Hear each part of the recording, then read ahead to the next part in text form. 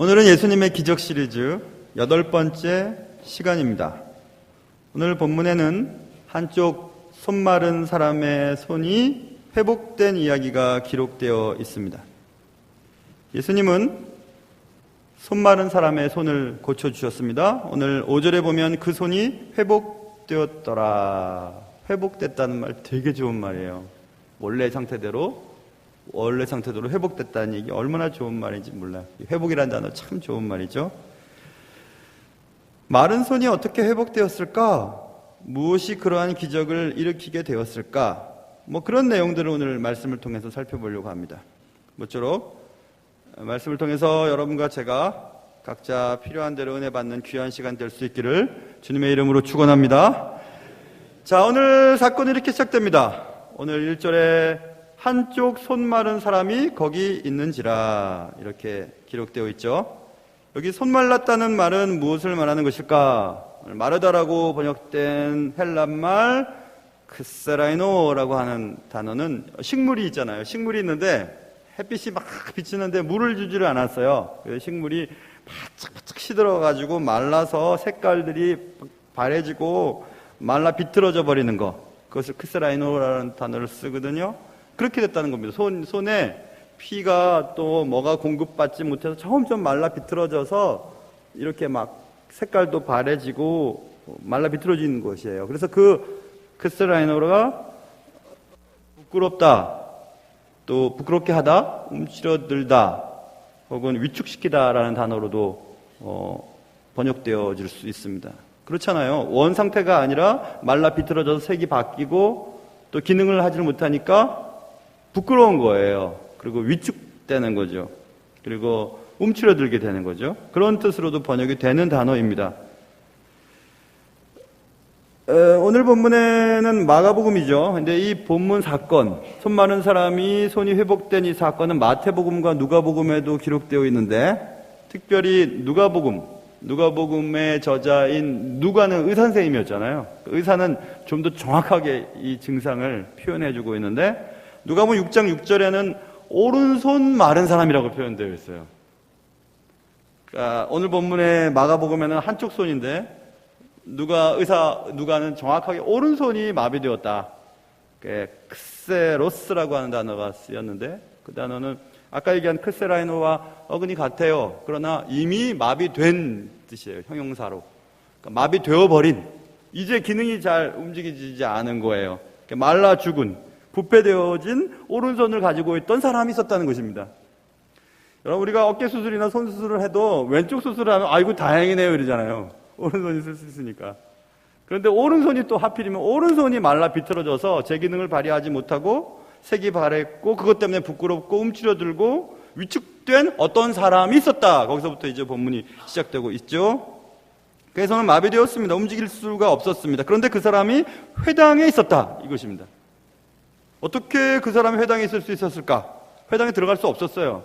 몸이 정상적이지 않은 사람은 정상적인 사람을 접촉할 수 없었거든요. 회당에 들어갈 수 없었을 그때에 회당에 있었습니다.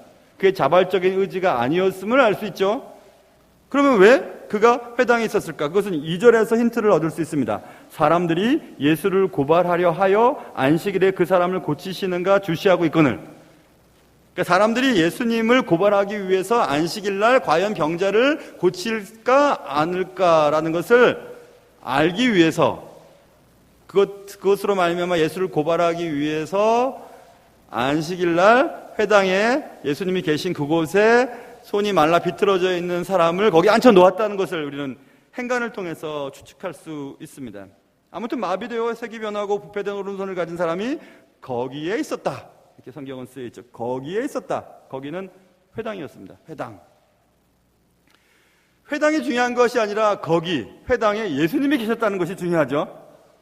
그러니까 한쪽 손 마른 사람이 거기 있었다. 말라 비틀어진 손, 오른손을 가진 그가 아무것도 할 수 없었던 그 손, 그래서 아무것도 할 수 없었던 인생을 살고 있던 그가 어느 날 예수님을 고발하려던 사람들이 대가를 준다기에 그는 거기에 그렇게 나와 있었다. 자발적인 발걸음은 아니었지만 그는 그곳에 있었다.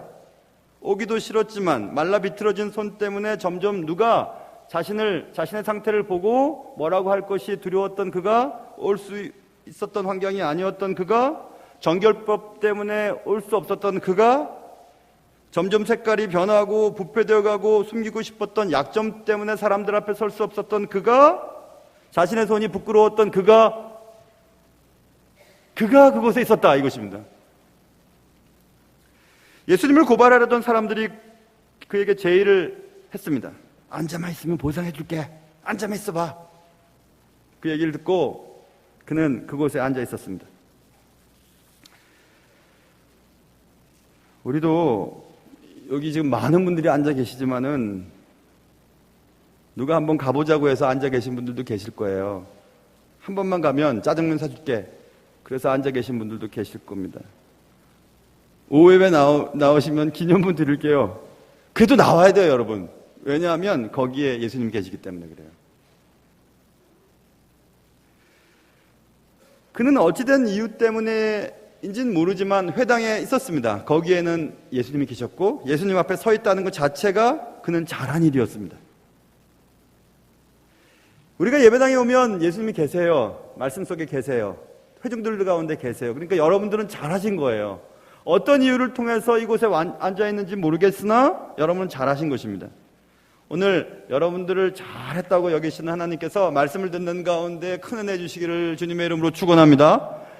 자, 그래서 그가 그곳에 앉아 있었습니다. 그런데 예수님이 그 손 마른 사람을 보고 계셨어요. 3절에 보면 예수께서 손 마른 사람에게 말씀하기 시작하십니다. 한가운데 일어서라. 오른손 마른 이 사람이 회당에 예수 앞에 나와 앉아서 예수를 고발하려도 하는 사람들의 미끼처럼 작동을 하고 있었지만은 그는 거기까지만 해야 될 일이라고 생각했습니다. 그런데 예수님이 한가운데 일어나라고 말씀하셨어요.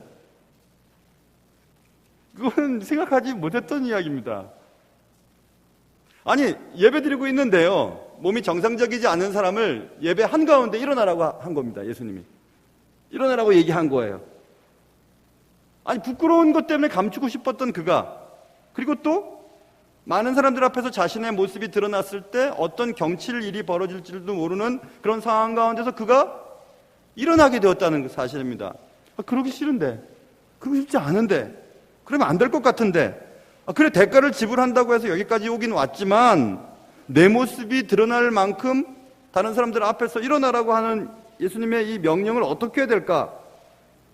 만일 내 모습이 드러난다면 내 뒤틀리고 부패되어 가고 있는 내 손이, 아니 이미 마비되어 있는 내 손을 가진 이 내 상태를 사람들이 보게 된다면 험한 꼴을 당하게 될지도 몰랐을 그 상황 속에서 그 손 많은 사람은 어떤 결정을 내려야 했을까? 이것입니다. 자, 오늘 본문에서는 한가운데 일어서라 하시고 뭐 그들에게 이르시되 어쩌저쩌라는 말들이 쭉 나와 있습니다. 그래서 일어나라 하신 이후에 반응이 잘 금방 표현되어 있지 않으나 아까 말씀드린 누가복음 6장 8절에 의사였던 누가는 표현하고 있습니다. 가운데 일어서라 6장 8절에 그가 일어나 서거늘. 한쪽 손 마른 사람은 예수님의 요청에 금방 순종했음을 알 수 있습니다. 지금까지 우리는 예수 그리스도의 기적사건을 7번 지금 설교를 하면서 예수 그리스도의 기적사건이 실체화되기 위해서는 우리에게 필요한 것이 있었다. 그것은 기도와 순종이었다. 이것을 살펴보았습니다. 오늘 한쪽 손 마른 사람, 오른쪽이 마비되어 있던 그 사람도 역시 예수님의 말씀 지금 순종하는 장면이 나와 있죠. 자신의 자존심보다 예수님의 말씀을 따랐다는 것을 알 수 있습니다. 자신이 부끄러움을 당하는 것보다 하나님의 뜻이 드러나는 것을 바라며 순종하고 있음을 알 수 있죠. 부끄럽고 감추고 싶었던 것들이 사람들 앞에서 드러나게 되는 것을 두려워하지 않고 그는 한가운데서 일어났다는 것을 성경은 말씀해 주고 있습니다.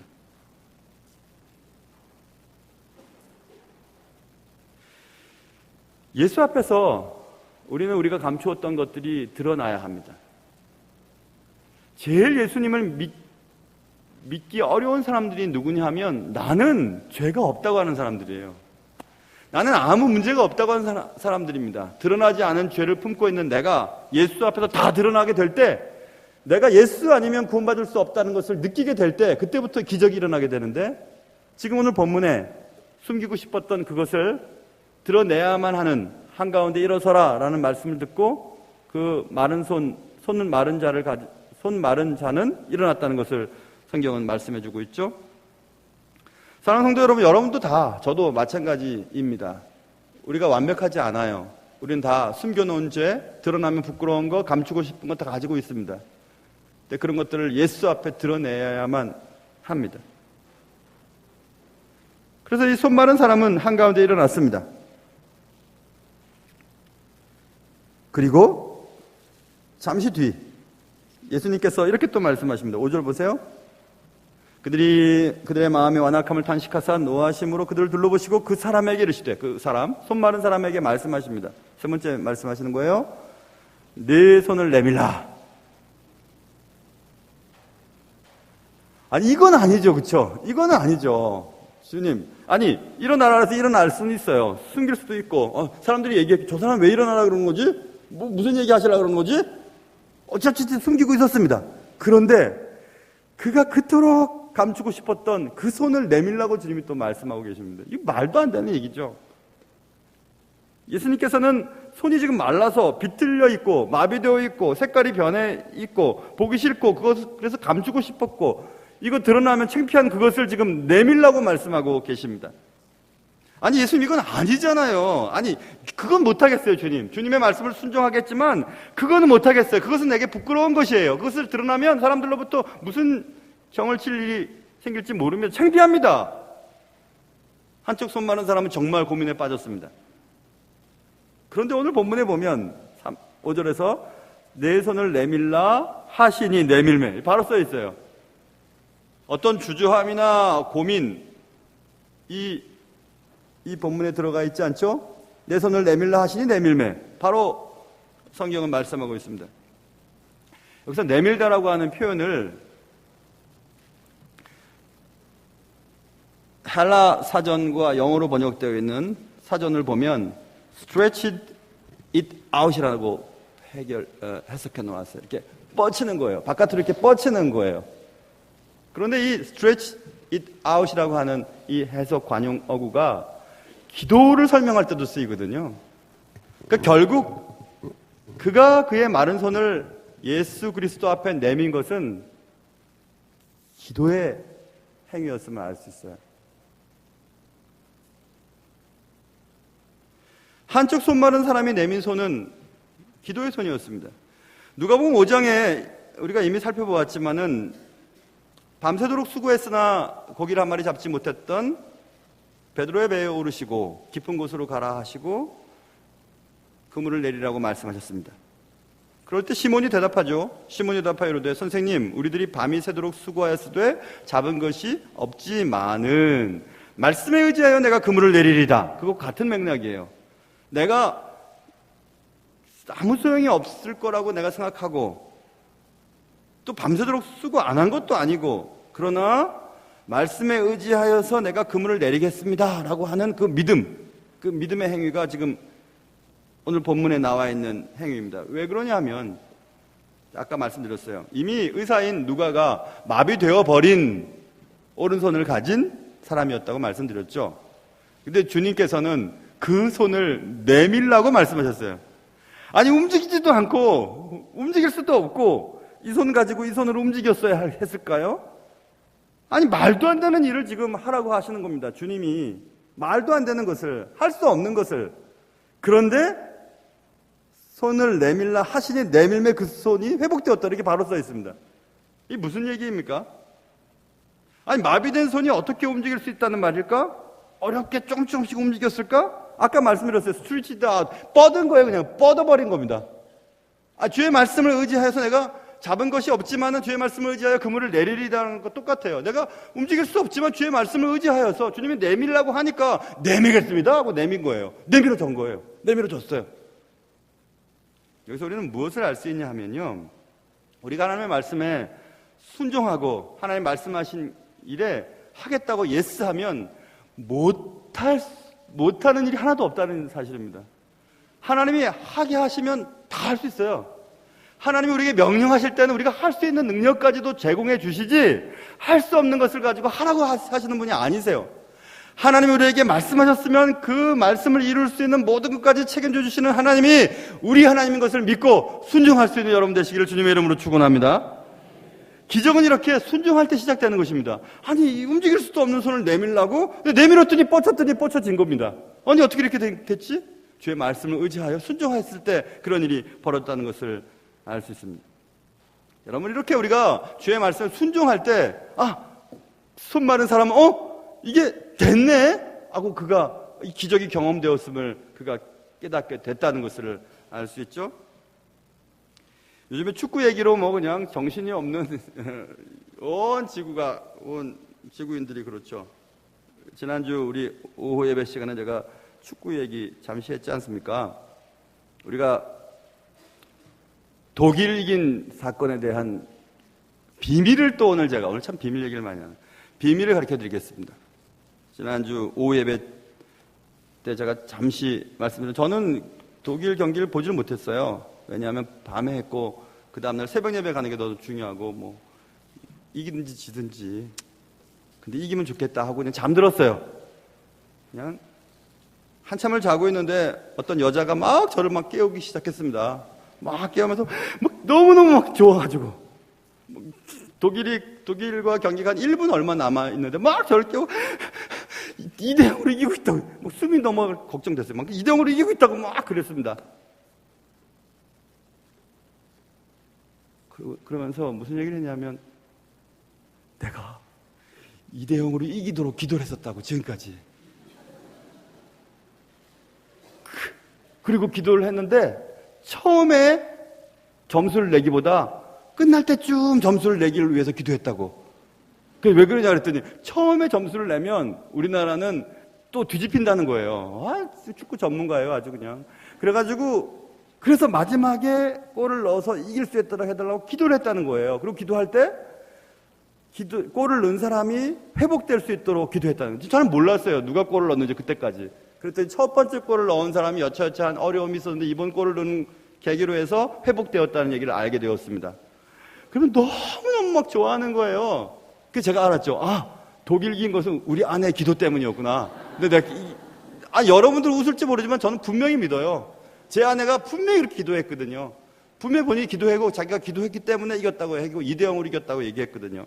여러분들은 웃을지 모르지만 저는 그런 경험이 있어요. 예전에 제가 어릴 때 차범근이 4대3으로 사우디아라비아인가 어디를 이길 때 제가 그때 기도해서 이긴 건지 여러분은 모르실 거예요. 신문에도 안 나왔어요. 근데 저는 그때 기도해서 이겼거든요. 여러분, 경험해 본 사람만 알아요. 경험해 본 사람만. 물론 여러 사람들도 기도했겠죠. 그러나 그때 기도했던 그 사람은 하나님이 내 기도를 들어주셨다는 것을 본인은 알아요. 본인은.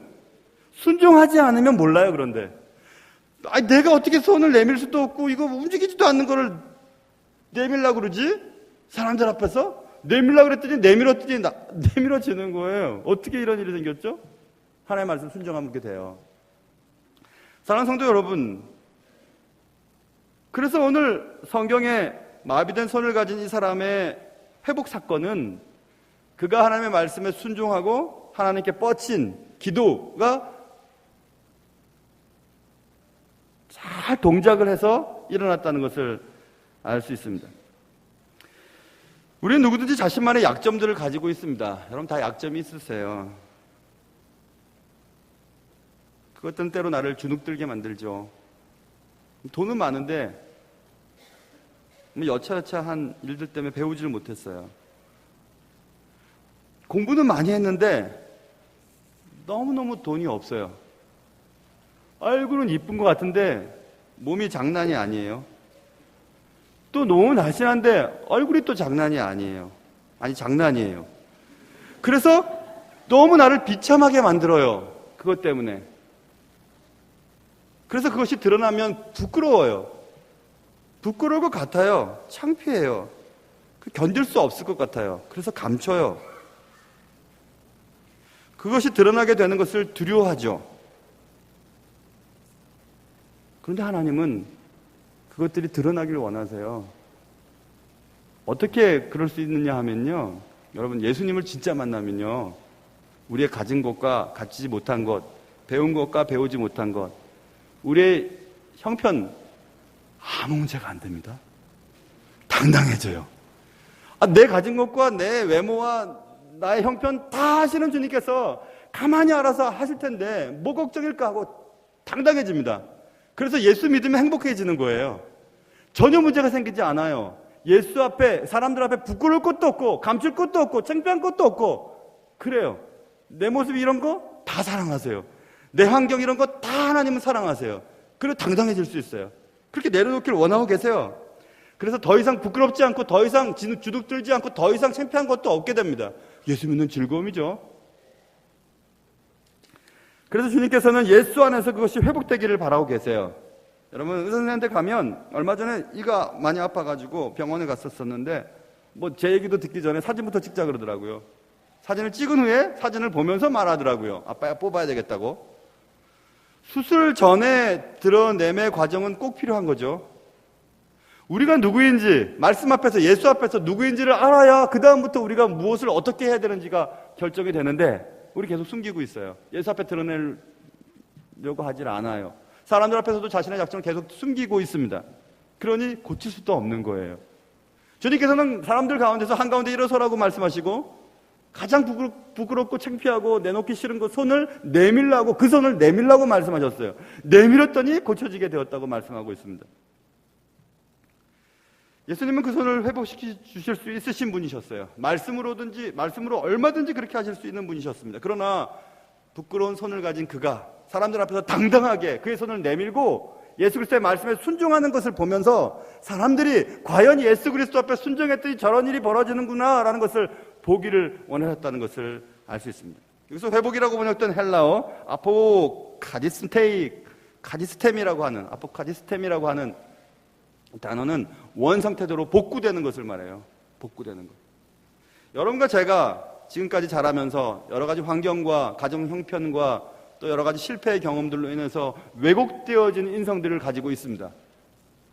다 그런 왜곡들이 있으세요. 그것을 감춰요. 그리고 나는 완전한 사람인 것처럼 살아요. 하나님 나의 약점과 나의 부끄러운 것을 내놓으려고 하질 않아요.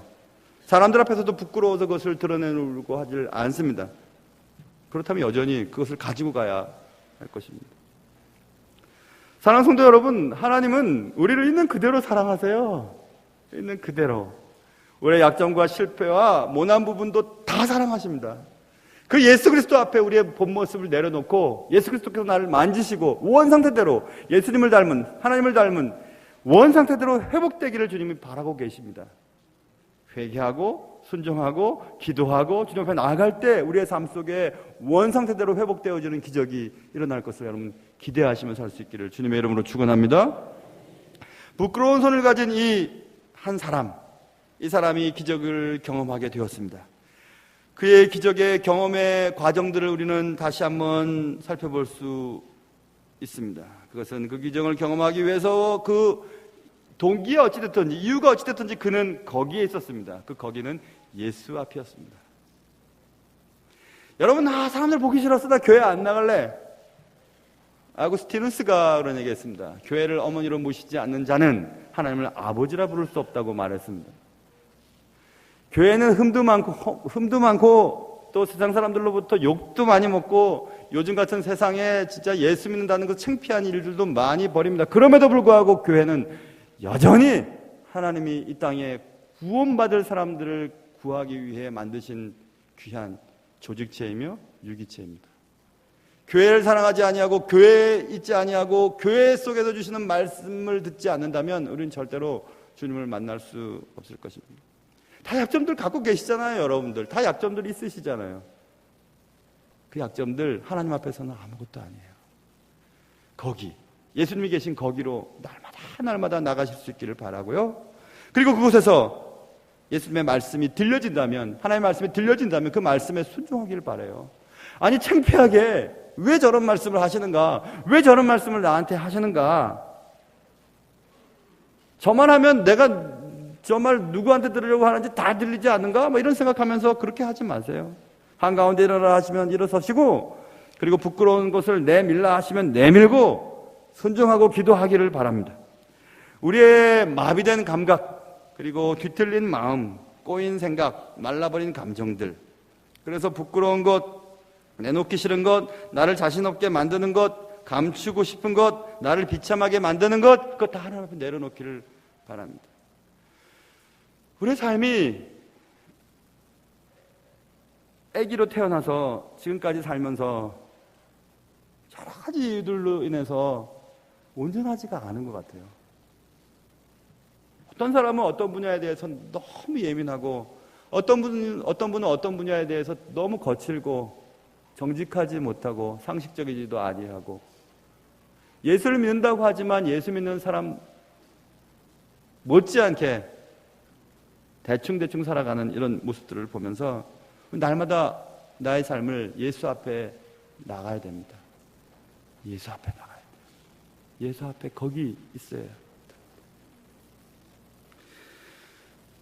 어떤 것을 보고 자꾸 뒤틀려서 꼬아서 생각하는 그런 경향들, 그리고 예수 앞에 나와도 찬양을 드려도 말씀을 들어도 눈물 한 방울 나오지 않는 말라버린 감정들, 교회에 나와도 아무런 감동 없이 그냥 앉아있다가 돌아가고 마는 그런 화석화된 그리스도인 되진 않았는지 한번 생각을 해봐야 하겠습니다. 가난한 자들을 위해서 내 가진 것을 주고 원수를 사랑하라 하신 하나님의 말씀이 전혀 내 삶 속에 아무런 자극이 되지 않은 채 살아가고, 예수를 믿으면서도 여전히 내 가정과 내 삶에 대해서만 관심을 기울이며 살아가는 우리라면 우리는 아마 정상적인 것을 갖지 못한 마비되어진, 뒤틀려버린, 말라 비틀어진, 색깔이 변색되어진 그리스도인이 아닐까 생각해 봅니다. 사랑하는 성도 여러분, 예수님은 다 아세요. 그러나 예수님은 우리가 예수님 앞에 예수님 나 이래요, 도와주세요, 나 아무래도 이거 안 돼요, 실패했어요, 또 넘어졌어요, 하나님 도와주세요, 예수 앞에 나오는 것을 기뻐하십니다. 예수의 말씀 앞에 순종하시고 예수께 기도하시고 그래야 모든 것을 새롭게 원상태대로 회복시키시는 하나님의 놀라운 은혜의 기적의 주인공들 되시기를 주님의 이름으로 축원합니다. 하나님 아버지, 부끄러운 내 손, 부끄러운 내 모습, 감추고 싶은 내 모습, 사람들 앞에 드러나게 되면 사람들도 무슨 말 할까 하고 염려해서 자꾸 위축되어진 내 모습, 그래서 거짓말을 잊고 그리하여 주님의 형상과는 자꾸 멀어진 채로 살아가고 있는 우리들의 모습, 하나님 불쌍히 여겨주시고, 부끄럽고 뒤틀리고 색깔이 변질되고 마비되어 있는 내 영적인 모습들이 주 앞에서 다시 회복되게 도와주시옵소서. 원상태대로 복원되게 하여 주시옵소서. 주님이 원하시는 방식대로 재건되게 하여 주시옵소서. 그리하여 주님의 사람답게 살 수 있는 은혜가 우리의 가운데 있기를 간절히 바라오며 우리의 삶의 모든 것 되신 예수님의 이름으로 기도합니다.